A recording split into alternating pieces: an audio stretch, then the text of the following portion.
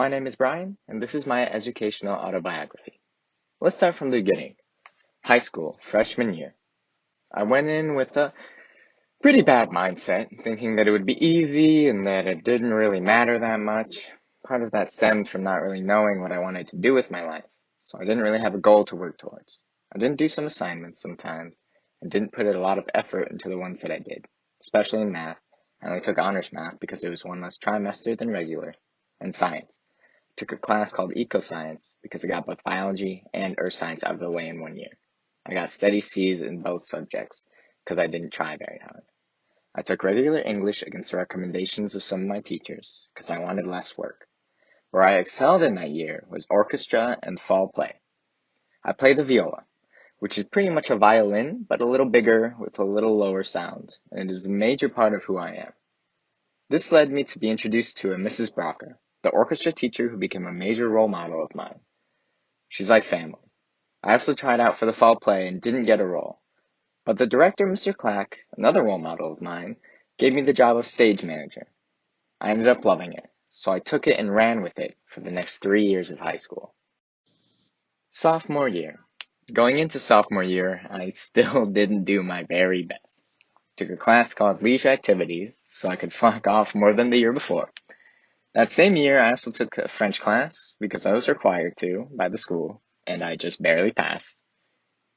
I barely did well in chemistry. I took regular civics and econ instead of AP because it was shorter. But it was in my civics class with my teacher, Mr. Beckman, who I'd had in 7th grade, where I began to do much better in school. I was getting A's on every assignment and quiz and test. Not because I tried too hard, but because the way he taught the material came so easy to me. I was able to complete most assignments first and in class, and that gave me a lot of time to talk with Mr. Beckman. It was at this time that he recommended that I take AP US History. It was harder and longer than regular, but much more in depth, and he thought I'd be a good fit. The mere fact that he thought I would be a good fit made me 100% on board.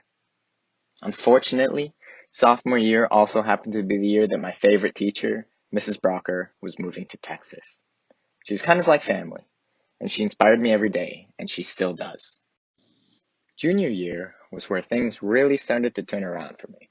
Coming into this year, I finally began to see college on the horizon, and after realizing how close it actually was, I really wanted to do well on my SAT, so I signed up for SAT prep. Probably the most responsible thing I'd ever done in high school. I also found out that I had been placed in a class called business leadership instead of business management. Turns out that the class I accidentally signed up for was a front for student senate. I was then forced to work on homecoming committees, vote on class issues, and come up with ideas for a better school. I ended up loving every minute of it, and having those responsibilities really made me want to do well. And I did. AP US History, or APUSH for short, was the best class I'd ever taken in high school so far. I felt like I was learning more than ever, and that what I was learning was really worth something. Having Mr. Beckman as a teacher really helped me try my best. I wanted to make him, and Mrs. Brocker, and all my other teachers and family proud. I tried so much harder in all of my classes, finally getting mostly A's in subjects I didn't really care about. I just wanted to do well. I did great on my SAT thanks to SAT prep. By the end of the year, I looked back and saw APUSH was the best class I'd ever taken. And I realized I loved history, and I really wanted to do something with it, and I wanted to do something good in my future. Thus leading into senior year. Senior year, I tried to go all out.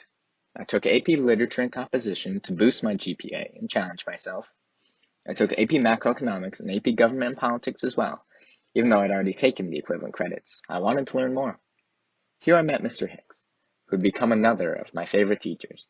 I took business management and helped run a student-led business. I took social movements to learn more in-depth about history and do some fun projects at the same time. I joined Model UN. I did my final stage managing job in high school. I was first chair in orchestra and received the National Orchestra Award. I won a History Department award as well. I began to realize, as the year went on, that whenever I looked at why I was trying so hard, part of the reason was to make all the people who had inspired me the most in my life proud. And when I thought about who those people were, I saw my teachers, Mr. Clack, Mrs. Brocker, Mr. Beckman, and more. I wanted to do good in the world. I wanted to study history. After thinking about that for a while, I realized that teaching would be the best fit for me. Without teachers in my life, I don't know what I'd be doing right now, but it certainly wouldn't be this. Being a teacher was how I could give back to the world that had given me so much. So, what's next after graduation? Well, I decided to set my sights on CMU's teacher education program. I plan on teaching social studies at a secondary level with the goal of both teaching the subject and hopefully changing lives. Thank you.